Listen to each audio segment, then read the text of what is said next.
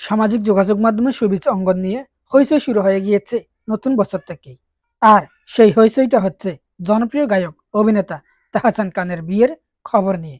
গত শনিবার সন্ধ্যায় মেকওভার আর্টিস্ট রোজা আহমেদের সঙ্গে বিবাহ বন্ধনে আবদ্ধ হয়েছেন তিনি। পারিবারিক আয়োজনে সম্পন্ন হয়েছে তাহসান রোজার বিয়ে। এদিকে বিয়ের পরপরই হানিমুনের উদ্দেশ্যে ঢাকা ছেড়েছেন নবদম্পতি।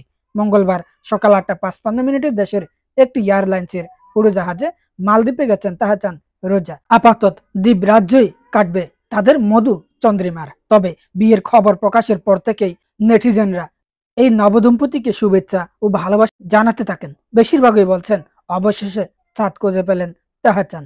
এই সময়ের জনপ্রিয় গায়ক তাহসান শুধু বিয়ে নিয়েই ব্যস্ত নন, সমানতালে সামলাচ্ছেন নিজের সৃজনশীল কাজও। বিয়ের দুদিনের মাথায় নতুন গান নিয়ে হাজির হয়েছেন। একা ঘর আমার শিরোনামের গানটি লিখেছেন এবং সুর দিয়েছেন নিজেই। তার সঙ্গে কণ্ঠ মিলিয়েছেন স্মৃতি সাহা। গানটি প্রকাশ করেছে অনুপম রেকর্ডিং মিডিয়া।